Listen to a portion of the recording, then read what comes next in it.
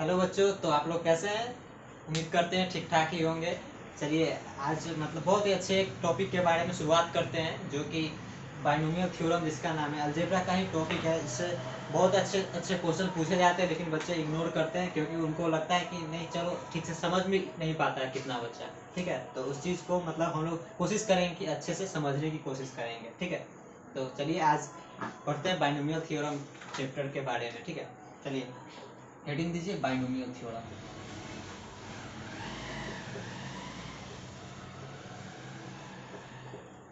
Binomial theorem.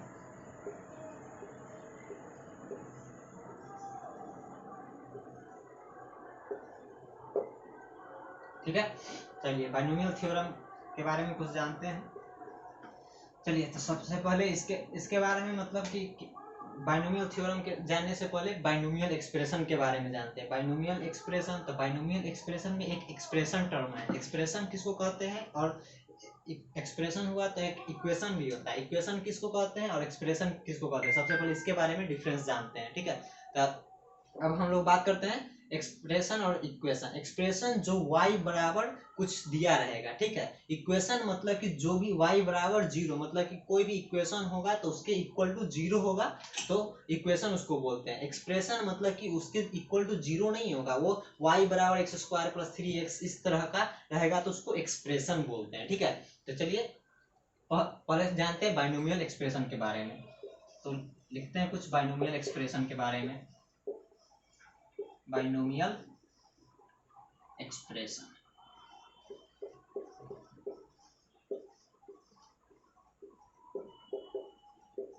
Binomial expression. चलिए, binomial expression कहते हैं किसको? तो बाइनोमियल एक्सप्रेशन उसको कहते हैं जो एक अल्जेब्राइक एक्सप्रेशन होता है। ठीक है, अल्जेब्राइक एक्सप्रेशन जो कंटेन करता है टू नॉन सिमिलर टर्म्स। ठीक है, कंटेन करे या कंसिस्ट करे, वही बात होता है। बाइनोमियल एक्सप्रेशन किसको कहते हैं? जो एक अल्जेब्राइक इक्वेशन जो कहते हैं उसी को इक्वेशन नहीं, अल्जेब्राइक एक्सप्रेशन के टर्म में मानकर चलते हैं। तो अल्जेब्राइक एक्सप्रेशन को दो अनइक्वल टर्म रहेगा, मतलब कि जो कि, चलिए डिफिनेशन के बारे में ही जानते हैं। चलिए लिखते हैं, an algebraic expression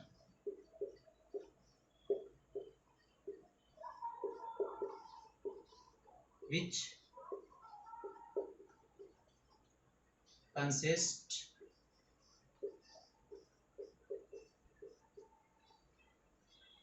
which an algebraic expression which consists two non-similar terms. क्या? two non-similar terms, similar terms. An algebraic expression which consists two non-similar terms with operation.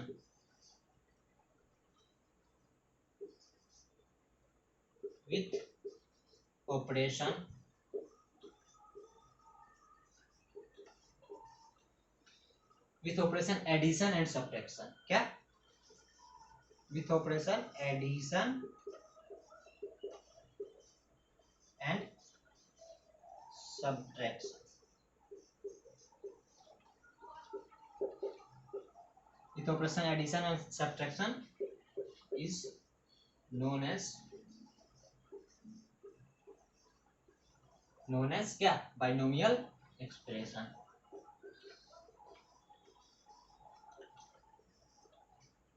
Binomial expression.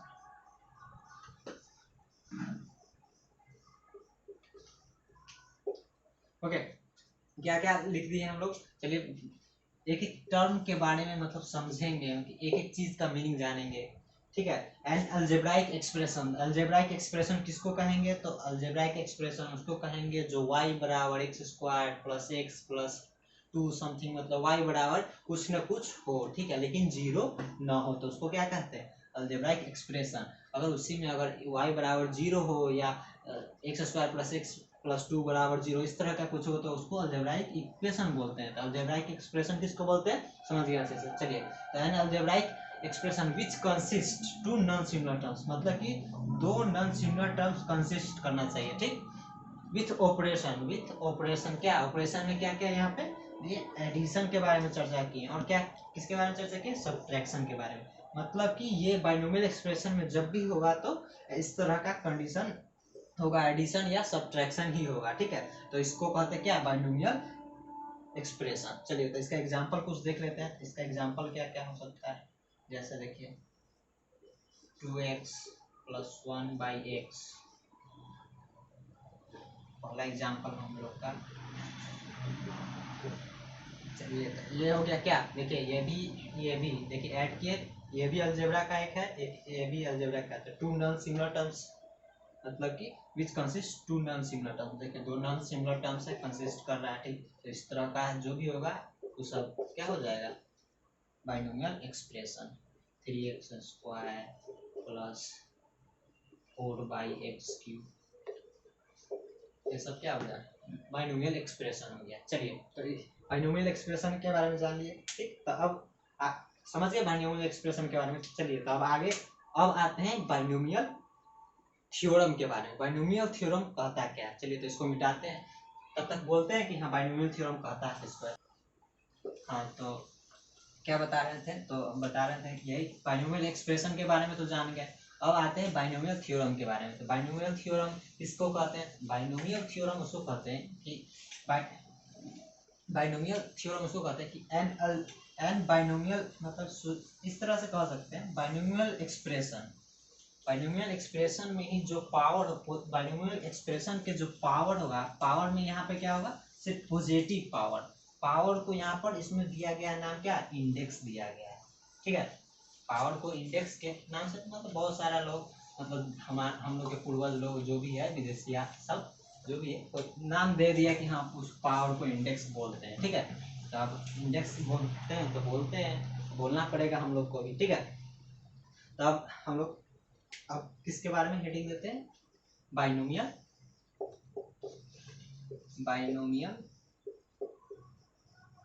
Theorem, binomial theorem, ठीक। तो binomial theorem कहते हैं किसको है, ठीक है। Binomial theorem कहते हैं द एक्सपेंशन ऑफ क्या, the expansion of positive integral power of binomial expression, okay. The expansion of positive integral power of binomial expression, ठीक है। मतलब कि बाइनोमियल एक्सप्रेशन के पावर जो होगा, उस पावर क्या कहें, पॉजिटिव रहना चाहिए, पॉजिटिव रहेगा, उसी का जो एक्सपेंशन जो कर देते हैं वही होता है क्या, बाइनोमियल थ्योरम। चलिए तो ठीक है, उसके बारे में तो लिख देते हैं, फॉर्मेलिटी के लिए ही समझिए कि लिख दे रहे हैं, चलिए कोई बात नहीं है, समझ सकते हैं। चलिए तो लिखते हैं the expansion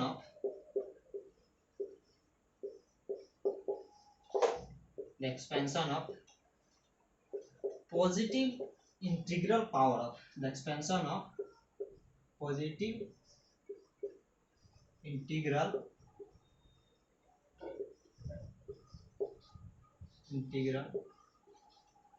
the expansion of positive integral power of binomial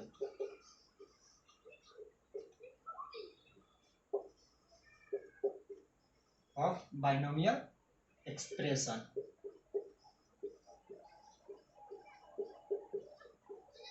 क्या, the expansion of positive integral power of binomial expression is known as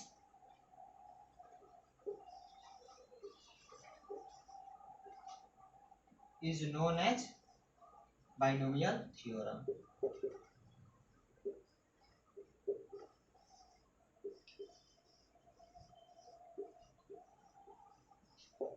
ठीक है। तो क्या कहें, the expansion of positive integral power of binomial expression is known as binomial theorem. चलिए तो इसका example देखते हैं कि हम ये जो कह रहे हैं इंग्लिश में जो लिख दिए, आप इस चीज को समझ रहे हैं कि नहीं। चलिए तो इस चीज को हम बताते हैं, क्या एग्जाम्पल के तौर पे। तो हम लोग क्या लिए थे एग्जाम्पल, मान लीजिए 2x + 1/x लिए थे ना बाइनोमियल एक्सप्रेशन में।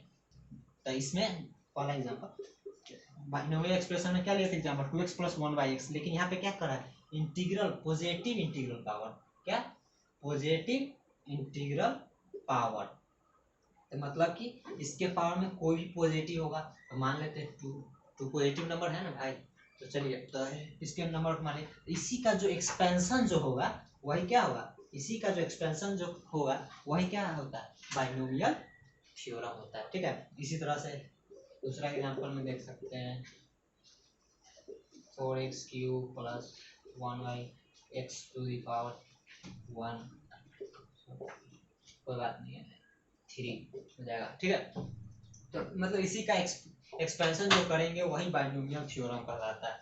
ठीक है, the expansion of positive integral power binomial expression is known as binomial theorem. तब दे दिए एग्जांपल कुछ आगे। अब देखिए ये बाइनोमियल एक्सप्रेशन बताए हैं कि इसको कहते हैं two non similar terms consist करना चाहिए वो अलजेब्राइक एक्सप्रेशन का। ठीक है, तो ये हो गया बाइनोमियल एक्सप्रेशन। इसके पावर में जो चला गया पॉजिटिव पावर, तो इसे ये जो पावर में चढ़ा है इसको क्या बोलते हैं, इंडेक्स बोलते हैं। क्या बोलते हैं, इंडेक्स।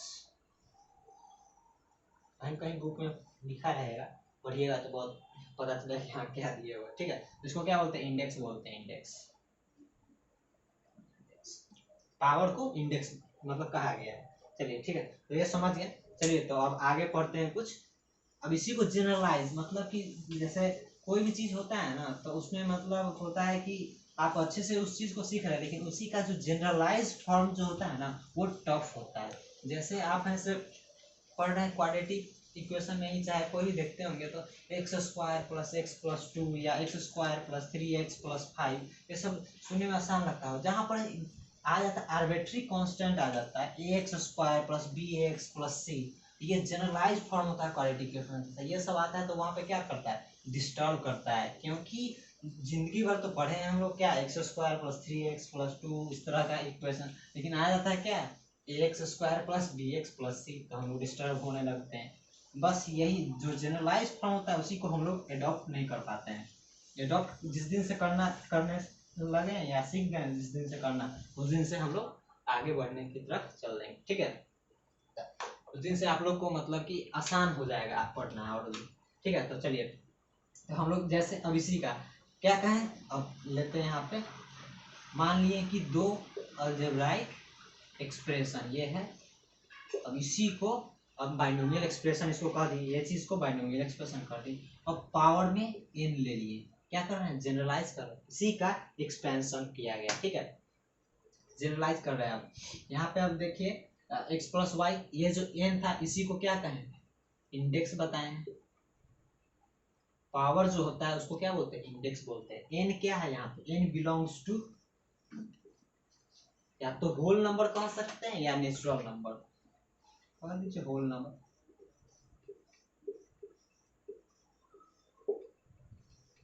होल नंबर कह सकते हैं, मतलब कि जीरो, होल नंबर तो पता ही होगा कि जीरो से शुरुआत होता है। ठीक है, 0 1 2 3 4 5, होल नंबर भी कह सकते हैं या नेचुरल नंबर भी कह सकते हैं। जीरो हो जाता है तो उसके बाद मतलब इसका कुछ मायने रहता नहीं, क्या है किसी का भी पावर हो जाता है जीरो तो उसका वैल्यू तो 1 हो जाता है। ठीक है, तो यहाँ पे n होल नंबर को डिनोट कर रहे हैं। ठीक है, तो चलिए तो n मतलब इससे क्या पता चलता है कि n है सो हमारा पॉजिटिव वैल्यू ही होगा। ठीक है, तो चलिए अब इसका एक्सपेंशन करते हैं।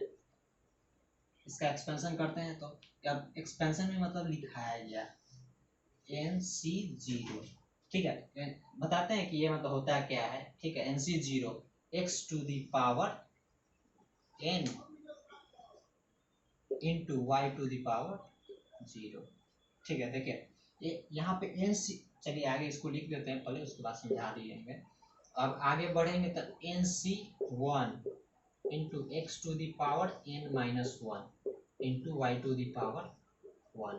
ठीक है, plus NC2 into x to the power n-2 into y to the power 2, plus dot dot dot so on so बढ़ते जाएगा, कहाँ तक जाएगा, NCn into x to the power 0 into y to the power n। चलिए यहाँ पे NC0 है so note करके लिख सकते हैं, यहाँ पे नोट करके लिख NC0 C का मतलब यहाँ पर क्या होता है, कॉम्बिनेशन होता है। C का मतलब यहाँ पे कॉम्बिनेशन, कॉम्बिनेशन मतलब चुनना, कॉम्बिनेशन मतलब क्या होता है, चुनना। ठीक है, मतलब n क्या होता है यहाँ पे, पॉजिटिव जो पावर है इसको इंडेक्स बोले। यहाँ पे जो इंडेक्स है वो सारा में यहाँ पे सेम रहेगा, सारा में जितना इंडेक्स रहेगा, ठीक है।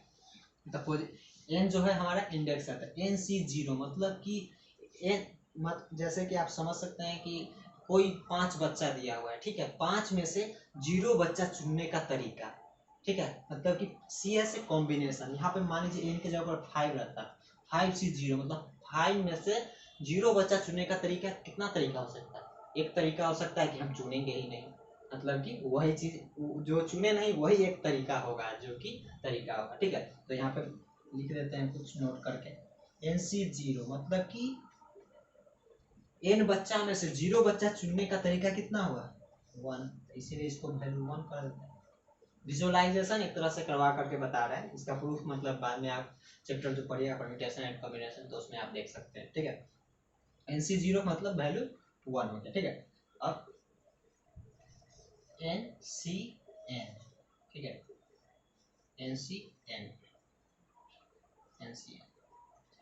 NCN का वैल्यू अब क्या होगा? अब जैसे n में से n बच्चा चुन लेना, मतलब कि आप 5 बच्चा था, 5 बच्चा है, मान लीजिए कोई कंपनी आए, बड़ी कंपनी आए, 5 बच्चा था, 5 बच्चा उसको अच्छा लगा, 5 बच्चा चुन लिया वो, ठीक है। 5 बच्चा चुन लेने का क्या तरीका हो सकता है? एक ही तरीका है ना, इसीलिए NCN का वैल्यू भी 1 होता है, ठीक है।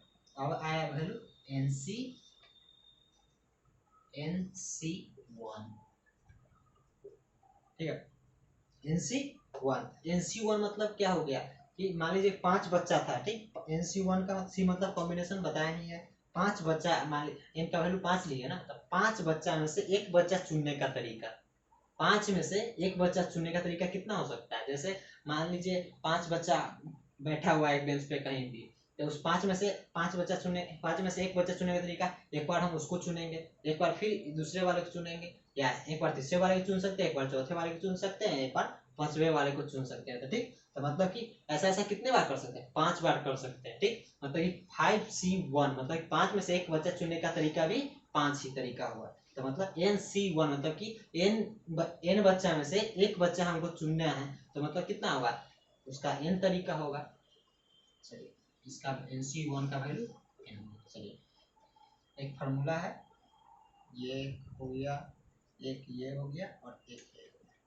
ये एक फार्मूला है जो परम्यूटेशन एंड कॉम्बिनेशन में पढ़ना है, यहाँ पे सिर्फ जान लीजिए कि यहाँ होता क्या है। NCR का वैल्यू क्या होता है? n factorial upon n minus r factorial into r factorial, ठीक है। वैल्यू याद रखना है इसको कि हाँ होता क्या है। NC0 का वैल्यू जान गए हम लोग कि 1 होता है, NCN का वैल्यू क्या होता है? 1 होता है, NC1 का वैल्यू क्या होता है? n होता है। NCR को तोड़ना होगा कहीं पे तो क्या लिख सकते हैं?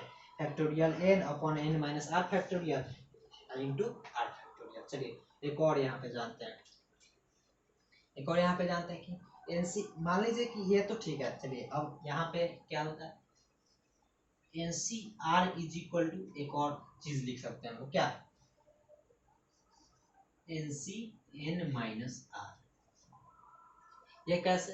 तो चलिए इस पर एग्जांपल लेते हैं, इस पर एग्जांपल लेते हैं, सोचते हैं इस चीज पर एग्जांपल ले रहे हैं। NCR is equal to NCN minus R कैसे हुआ? मान लीजिए कि 5 बच्चा था, ठीक, 5 बच्चा में 5C1 ही लेते हैं, 5C1 R की जगह पर 1 लेते हैं, N की जगह पर 5 लेते हैं, मतलब कि 5 बच्चा था, R की जगह पर 1 मतलब 5 बच्चा में से एक बच्चा चुनने का तरीका, 5 में से एक बच्चा चुनने का तरीका वही होगा जो 5 में से 4 बच्चा को डिलीट करने का तरीका होगा। तो समझे? जैसे चलिए इसको लिखते हैं यहाँ पे एग्जांपल के तौर पर, क्या लिए? 5C1 ठीक इज इक्वल टू, इस फॉर्मूला के अनुसार क्या? 5C5 माइनस 1 मतलब कि 5C4, यही बना। मतलब कि 5 में से एक बच्चा हमको चुनना था, ठीक है, 5 में से एक बच्चा चुना था, लेकिन 5 में से एक बच्चा चुनने का तरीका वही उतना ही होगा जितना 5 में से 4 बच्चा को डिलीट करेंगे, मतलब कि 5 में से 4 बच्चा को न चुनने का तरीका होगा। समझ रहे हैं ना? 5 में से एक बच्चा को चुन लिए, चाहे 5 में से हम 4 बच्चा को नहीं चुने, तो दोनों तो बात एक ही होगा ना, इसीलिए ये दोनों इक्वल होता है, ठीक है, ये दोनों इक्वल होता है। चलिए समझ गए यहाँ पे। तो यहाँ पर भी वैसा कर सकते हैं। एन सी एन दिया हुआ है तो क्या कर सकते हैं, N C N minus N, तो वही चीज तो ये है। N C N minus one N की जगह था एन सी जीरो ही आएगा, मतलब कि एन सी जीरो बराबर एन सी एन होता है। ठीक, उसी तरह से एन सी वन दिए हुए हैं। ठीक, तो एन सी वन दिए होते हैं, इसको क्या लिख सकते हैं, एन सी वन बराबर एन दिए होते हैं। एन सी इस फार्मूला के अनुसार क्या लिख सकते हैं, N C R is equal to N C N minus R. इस फार्मूला के अनुसार क्या लिख सकते हैं, N C N minus one इसके बराबर हो जाएगा। ठीक है ना, एन सी वन बराबर क्या लिख सकते हैं, N C N minus one is equal to N, मतलब कि N C R is equal to N C N minus R, दोनों सेम होता है। चलिए ठीक है, आगे हम लोग यहाँ पे थे। चलिए ये नोट करके बता दिए, बहुत इंपॉर्टेंट चीज़ है, मतलब इसका वैल्यू जनरलाइज मतलब याद ही रखना पड़ता है। अब रखना ही पड़ेगा, समझना के साथ साथ याद भी रखना पड़ता है, क्या कीजिएगा। चलिए अब यहाँ पे देखते हैं। चलिए यहाँ पे लिखिए N C zero X to the power N Y, expansion है। जैसे एक्स यहाँ पे टू भी हो सकता है, एन के जगह पर टू हो, थ्री हो, कुछ भी हो सकता है ना। तो यहाँ इसका एक्सपेंशन मतलब कि इस तरह से करने का तरीका दिया गया है। हाँ, एन सी जीरो तो एक्स के पावर एन माइनस, इसको क्या बोलते हैं, इसको बोलते हैं लोअर सफिक्स, सॉरी इसको क्या बोलते हैं, लोअर सफिक्स। इसको क्या बोलते हैं, अपर suffix.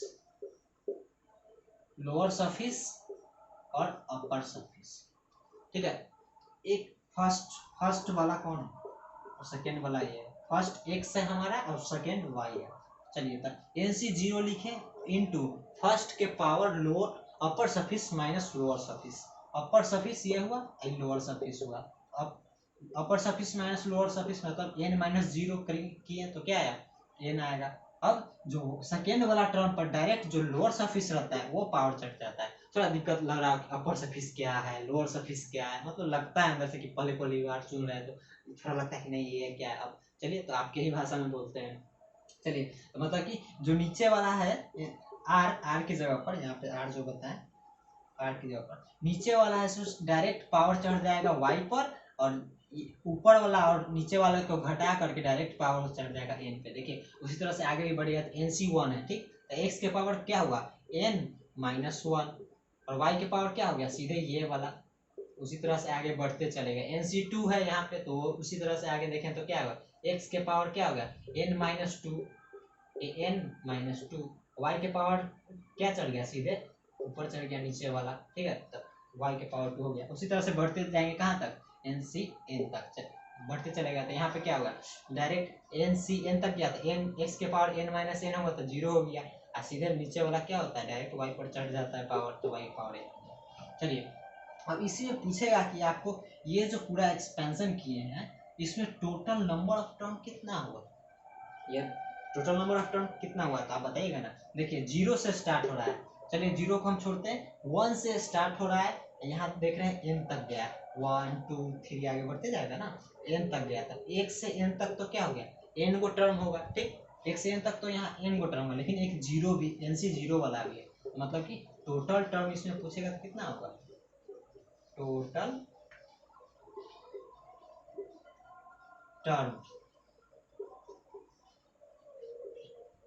terms in the expansion of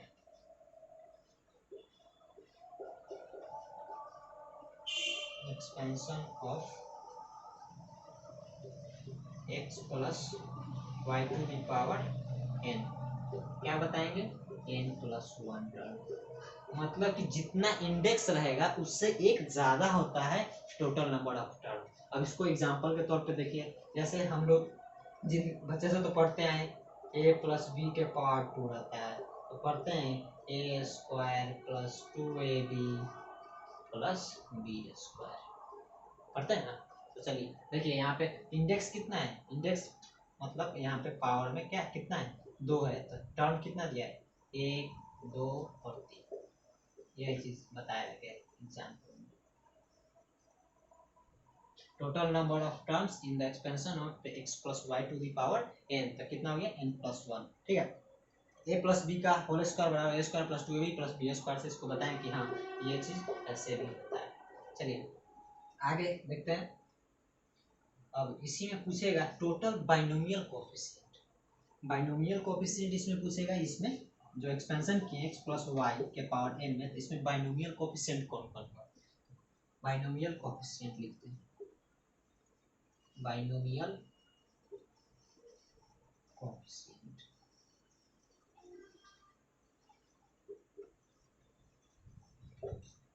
binomial coefficient, तो बाइनोमियल कोएफिशिएंट हमारा हो जाएगा NC0, NC1, NC2, dot dot dot so on so बढ़ते जाएगा कहाँ तक, NCN तक।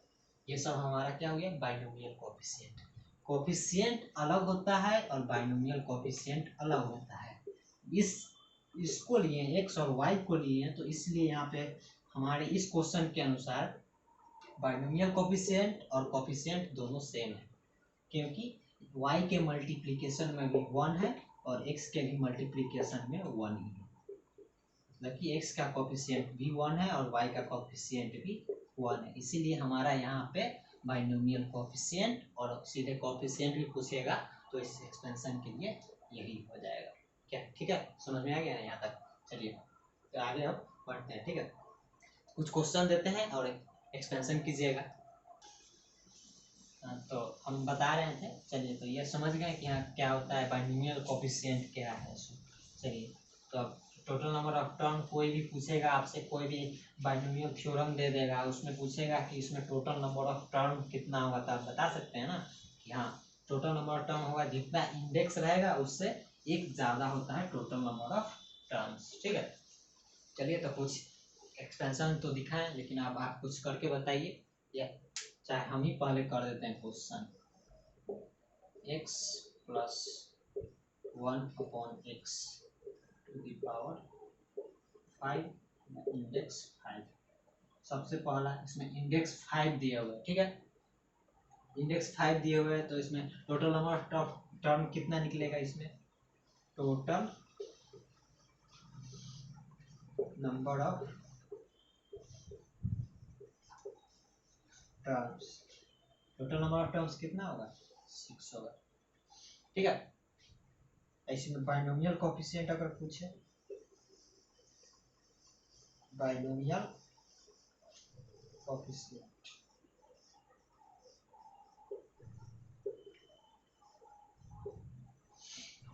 बाइनोमियल कोएफिशिएंट क्या हो जाएगा, 5C0, इनके जगह पर 5 हो गया, comma 5C1, comma 5C2, comma 5C3, comma कितना तक चलते चला जाएगा, 5C5 तक, 5C4, कॉमा 5C5। यही होगा हमारा बाइनोमियल कोएफिशिएंट। ऐसे ही जान रहा है क्योंकि आगे इसका यूज होगा। चलिए तो इसका एक्सपेंशन करते हैं सबसे पहले। तो क्या NC0, क्या बोले थे, NC0 सबसे पहले, तो n के जगह पर क्या है, इंडेक्स, मतलब n के जगह पर क्या है, 5 है, तो 5C0 इंटू फर्स्ट टर्म, मतलब कि x के जगह पर हमारा क्या है, x ही है। चलिए बहुत अच्छा, x to the power upper suffix minus lower suffix, 5 minus 0 घटाएंगे तो मतलब क्या है, अपर सफिक्स इसको बोलते हैं, लोअर सफिक्स इसको बोलते हैं, पहले बताएं। चलिए तो 5 माइनस 0 किया तो 5 आ गया, इंटू y के जगह पर क्या है, 1/x है अपना, 1/x टू द पावर, सीधे लोअर सफिक्स जो होता है सो सीधे सेकेंड टर्म, मतलब कि y वाला टर्म पर सीधे लोअर सफिक्स चढ़ जाता है, तो यहाँ पे 0 हो गया, प्लस यहाँ पे क्या हो जाएगा, प्लस था प्लस है, 5C1, इसी तरह से आगे बढ़ते चले जाएंगे, 5C1 तो x टू दी पावर क्या होगा, 5 माइनस 1 करेंगे तो 4 हो जाएगा, into 1/x to the power क्या होगा, सीधे 1 चढ़ जाएगा क्योंकि लोअर सफिक्स हमारा 1 है यहाँ पे। आगे बढ़ेंगे तो क्या, 5C2 into x to the power क्या होगा, 5 माइनस 2 करेंगे तो 3 होगा, into x 1/x to the power 2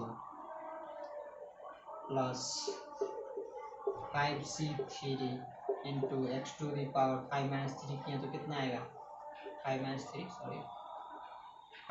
3 करेंगे तो 2 आया, into 1/x to the power कितना होगा, लोअर सफिक्स उस पर सेकेंड वाले टर्म पर चढ़ जाता है, तो लोअर सफिक्स 3 चढ़ गया, 5 माइनस 3 किए तो 2 चढ़ गया, प्लस कितना होगा 5C4 into X to the power 1 into 1/x to the power 4 plus 5c 5 into x to the power कितना हो जाएगा 0 हो जाएगा into 1/x to the power कितना हो जाएगा 5। ठीक है, ये हो गया 5c3 सॉरी 5c0 से लेकर के 5c5 तक चढ़ते चला गया। तो यहाँ पे हम लोग एक्सपेंशन इसका कर दिए। ठीक है, ये तो उतार लिया हम टोटल अमाउंट उतार लिए, क्या मतलब कि ये समझने के लिए बताएं। चलिए इसको मिटा देते हैं। अगर इसी चीज़ को आप सॉल्व कर देंगे हम लोग कि हाँ है क्या, जैसे जनरली मतलब कि ऐसे ही 5c0 का वैल्यू बताइए। 5c0 का मतलब 10 से मतलब सफिक्स जो है ये अपर सफिक्स मतलब कि इंडेक्स 5 है। 5 से मतलब 10 से नीचे रहेगा तो आप उसको तोड़ करके मतलब कि आंसर दीजिएगा। लेकिन अगर 10 से ऊपर मतलब 9 से ऊपर रहे या 10 से ऊपर रहे तो उसको मतलब कॉम्बिनेशन के फॉर्म में ही छोड़ दीजिएगा, क्योंकि जनरली इसी तरह से यूज होता है कंपटीशन में ही। छोटा रहता है तो उसको तोड़ लेते हैं कि हाँ चलो आंसर निकल जाएगा। 5c0 का वैल्यू बताइए। nc0 हमारा 1 होता है, तो 5c0 5 में से एक ही बच्चा न चुनने का तरीका एक ही तरीका होगा, इसीलिए इसका वैल्यू 1 हुआ 5c0 का। Into X to the power 5 into 1/x के पावर 0 तो इंटू 1 आएगा प्लस 5c1 मतलब कि 5 में से एक बच्चा चुनने का तरीका कितना कितना होगा 5 तरीका होगा into X to the power 4 into 1/x के पावर 1 इंटू 5c2। तो इसको एनसीआर वाले फॉर्मूला पर तोड़कर बना सकते हैं। क्या कर सकते हैं, NCR equal to factorial N upon factorial N minus R into R factorial. तो चलिए इसको कॉम्बिनेशन के फॉर्म में ये भी रहने देते हैं into X cube into 1/x square plus ये वाला 5c3 into X square into 1/x cube.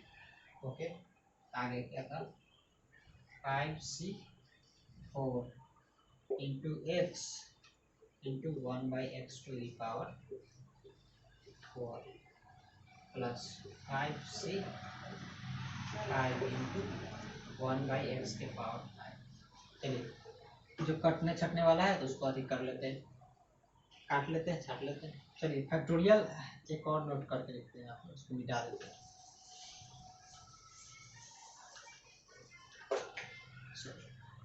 Factorial note करके लिखते हैं।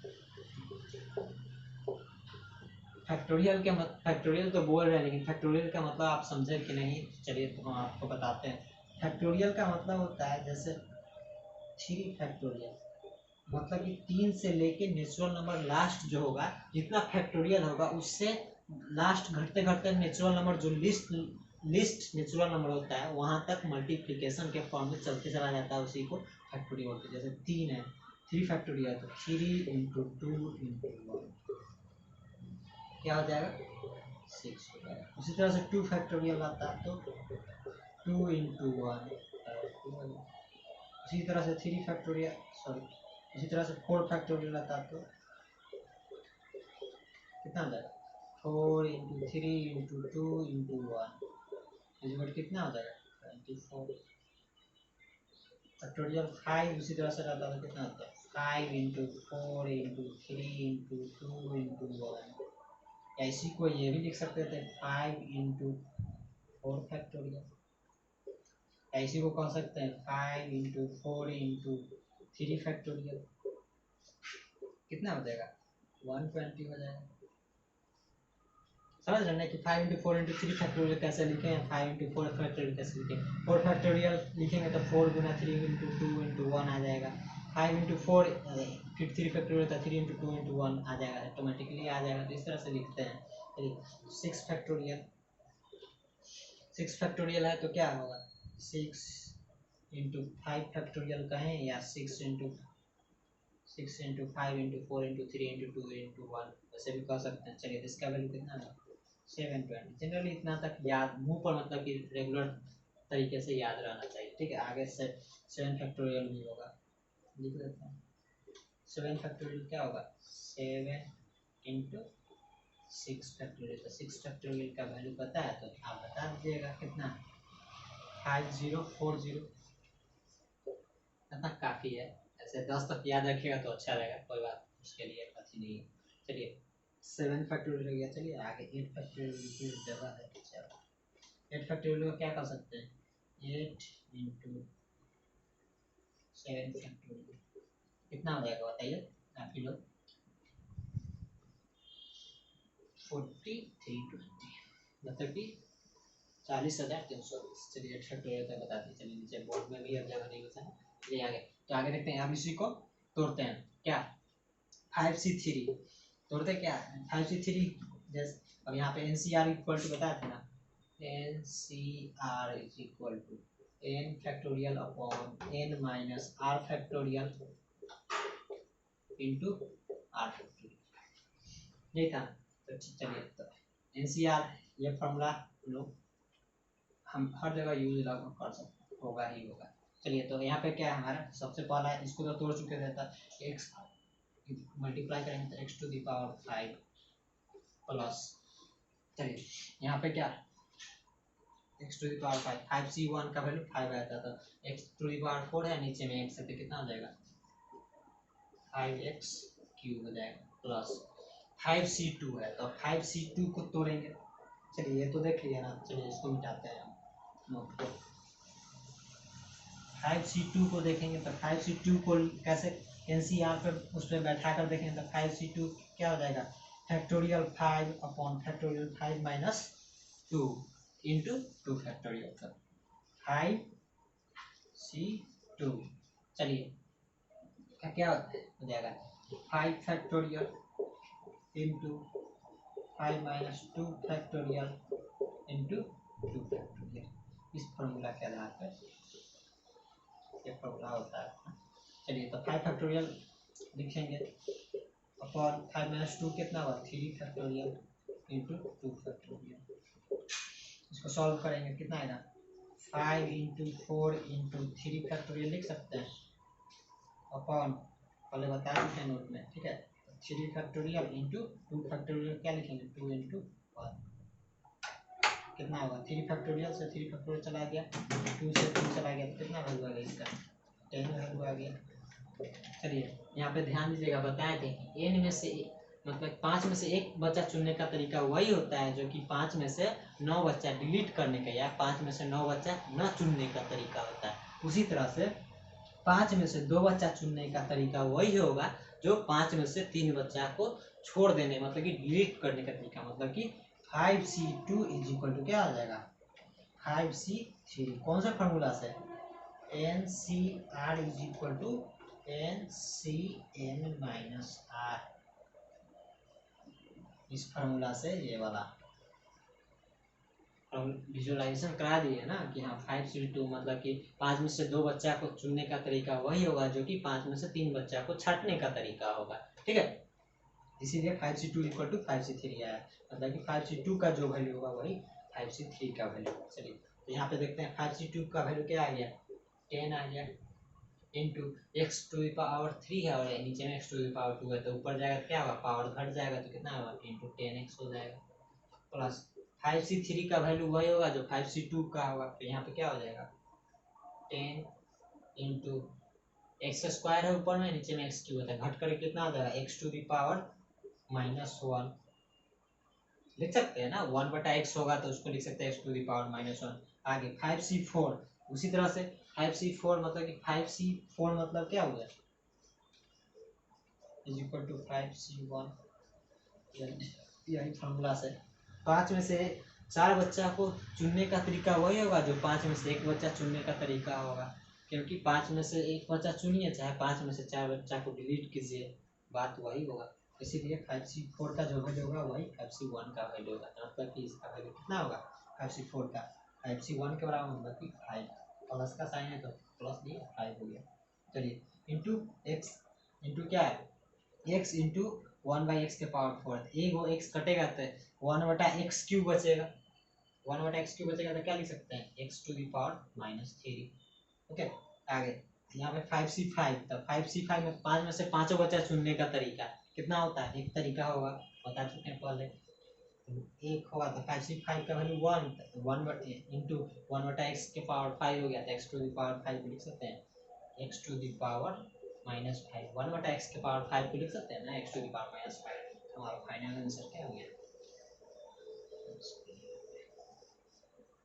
ठीक है। इसी तरह से और भी क्वेश्चन है, उसको बनाइएगा, हम लिख देते हैं कुछ। चलिए तो इसको देख लीजिएगा, अपना वीडियो पॉज कर करके कि हाँ अगर थोड़ा स्पीड में हो रहा होगा, ऐसे स्लो ही कर रहे हैं, कोशिश कर रहे हैं पढ़ाने का, देखिए चलिए देख लीजिएगा, अपना स्पीड होगा तो आप लोग करके आप देख सकते हैं। चलिए तो आप कुछ क्वेश्चन दे देते हैं, आप बनाकर देखिएगा, अगले दिन आएंगे तो आप आंसर मिला सकते हैं, कमेंट में भी बोल सकते हैं, देख लिया जाएगा आपका कमेंट। तो कुछ क्वेश्चन दे देते हैं, आप अपने से करके देखिएगा घर पे, यहाँ एक्सपेंशन हो रहा है कुछ बाइनोमियल थ्योरम का कि नहीं हो रहा है, क्योंकि हम कितनों पढ़ा देंगे, चाहे कोई भी टीचर कितनों पढ़ा देगा, जब तक आप खुद से प्रैक्टिस नहीं कीजिएगा तब तक आपका मतलब उस तरह से आपका अथी नहीं होगा, क्या कहा जाता है उसको, आप खुद से मतलब कि आगे नहीं बढ़ पाइएगा, क्योंकि जितना आप अपने से प्रैक्टिस कीजिएगा उतना ज़्यादा आप बेहतर बनिएगा। ठीक है, तो चलिए कुछ क्वेश्चन दे दिया जाता है, ठीक है, अपने मन से भी आप लिख सकते हैं, अपने मन से भी बना सकते हैं कुछ भी। 2x + 3y का होल स्क्वायर, या होल स्क्वायर का 6 लिखिए, कोई बात नहीं, कॉम्बिनेशन में भी आप छोड़ सकते हैं, उतना सॉल्व करने का तरीका जानते हैं तो आप कॉम्बिनेशन में भी छोड़ सकते हैं। ठीक है, 2x + 3y हो गया। Next question,